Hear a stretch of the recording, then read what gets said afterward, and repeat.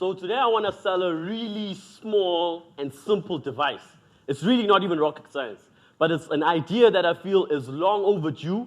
It is an idea which I feel can make a significant impact in South Africa, and most importantly, it is an idea which I feel is feasible and can be implemented over the next 12 to 18 months.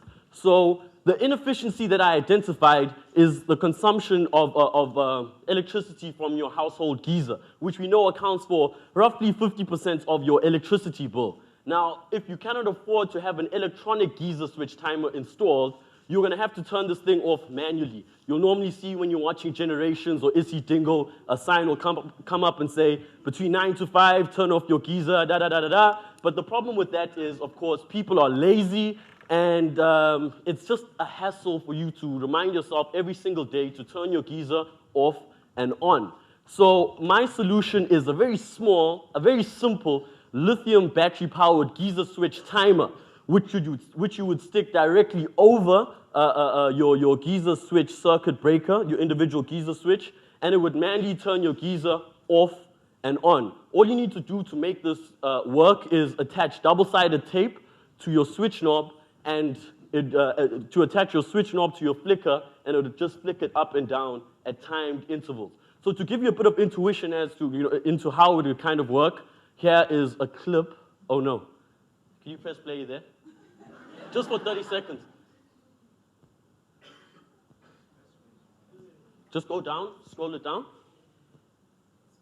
Left, left, the other left, yes.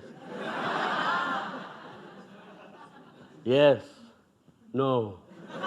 Okay, anyway, forget about it. But the way it basically works is, it's a very impressive clip, but it's an automatic light switch. And this guy was about to show you how you install this over your light switch, and it has a device which just goes up and down.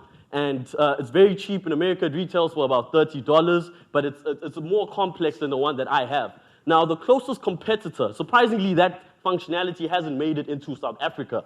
It hasn't made it into the South African fuse box. But this is the closest competitor. It is basically the same as what I want to do, but there is a few problems with this here, right? You can see that you install it, you mount it directly onto your fuse box, but the problem with it is, as you can see, it's bolted on, so it doesn't use batteries, so you have to actually connect it to your electrical, your mains, and you need an electrician to do this.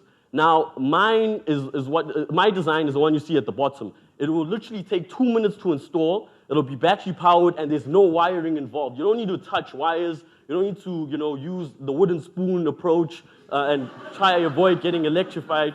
All you need to do is, if you see there in the blue, you attach your double-sided tape to the switch, and all it does is literally just flick it off and on at timed intervals. At the bottom, you see where I have my timing device, and all it really needs is a plastic casing with an adhesive back, which you use to stick on, a timing element. I already have identified a timer, and the way it works is you set it weekly, and all it does is, it has 16 different timing options. It's very comprehensive, and of course, the main part is the flicker, which is just off and on. Very simple. And I want to model it on this product here. I'm sure many of you guys have seen this device before. This device is very simple. You stick it onto your door. When your door separates from the kind of door frame, it releases a sound and solves the security problem that many people have in lower to middle income areas.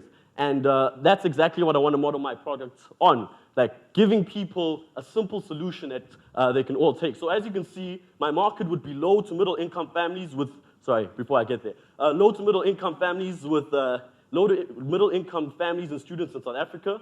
They live in a house or flat with a regular geyser and fuse box, and they cannot afford to have a 650 Rand electronic geyser switch put in their home, or they don't want the hassle of hiring an electrician to come in and manually installing this thing. So I also want to promote this thing the same way as the Autocron, the thing that didn't play, and it'll be a very marked kind of advert, kind of promotion scheme.